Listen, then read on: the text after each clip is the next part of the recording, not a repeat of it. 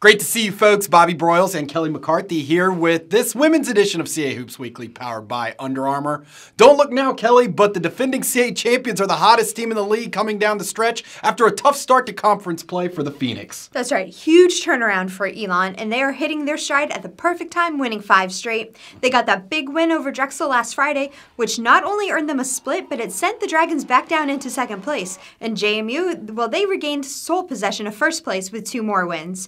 Elon is in a good spot at 9-4, and after going 2-0 last weekend, Delaware has created separation from the rest of the pack. Still a very long way to go, and as we've seen this year, anything can happen. Well, each matchup becomes more critical down the stretch as we look at a few contests this weekend. Friday night at 7, James Madison will be in Newark to take on Delaware. This is the first meeting between these two teams. Delaware is a team that gets their energy from their defense, especially on the boards. A great block, a great rebound, a great stop really gets the Blue Hens going on the other end. One of the sparks has been Simone DeFries, who's been playing really well lately. She's making those hustle plays, she's getting those 50-50 balls, and it makes life a little bit easier for the Hens. And then there's our CAA Player of the Week, Nicole Inabosi. She averaged 17.5 rebounds last weekend. When Delaware's shots weren't exactly falling, she was out there boxing out, getting those rebounds, and giving the Hens another chance. That's going to be important in this one as they're going up against the second best scoring defense in the league in JMU. For the Dukes, they are a team that doesn't let opponents dictate outcomes. They have a game plan, they're going to attack, and everyone has a role to play, and they execute. Good team basketball is what you want to see at this time of year, and that's what the Dukes are doing. Players step up in different ways. Last weekend, Kayla Cooper-Williams was really strong in the middle, and she's coming off a game which she had 10 boards and 7 blocks.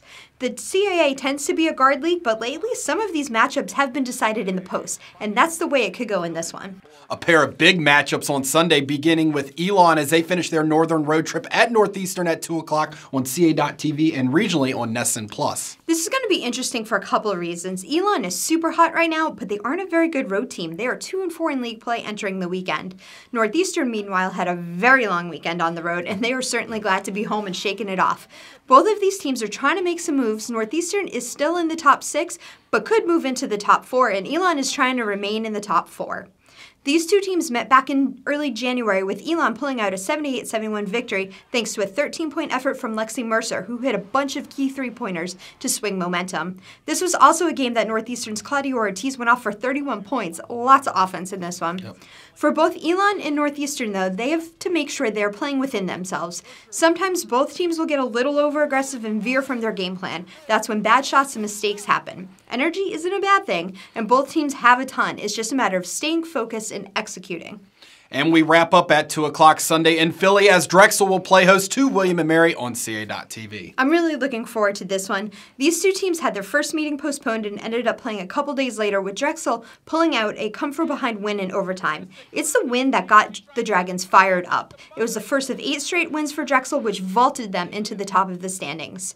We've talked about these teams being polar opposites, but both emphasize defense. Drexel will try to slow you down and force you into uncomfortable shots and mistakes. In league play, they have a turnover margin right around +5, and they've led the league in scoring D all year. Offensively, Drexel has really great ball movement, and that's only gotten better as the season has gone on. I really like the way Aubrey Brown has been playing. She may not stuff the stat sheet every night, but she can swing the ball.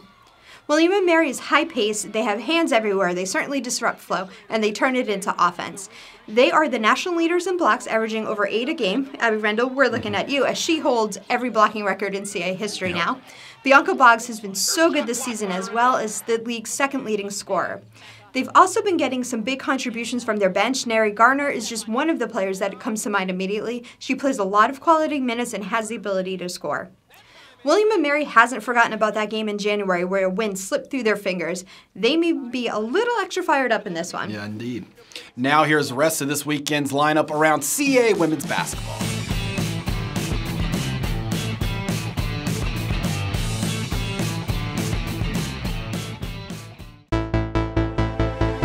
This is it. This is the time of year when everything is on the line. There's no, we'll get them next time. It's win or go home.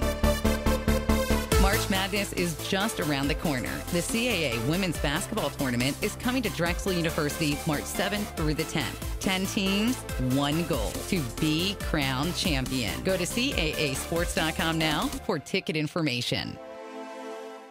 CASports.com will have all the information you need regarding links to live stats, video, and audio coverage. And down the stretch, fans, don't miss any of the CA.TV action on several devices such as Roku, Amazon Fire, Apple TV, and Android TV by downloading the CA.TV app that is available now. I have them all.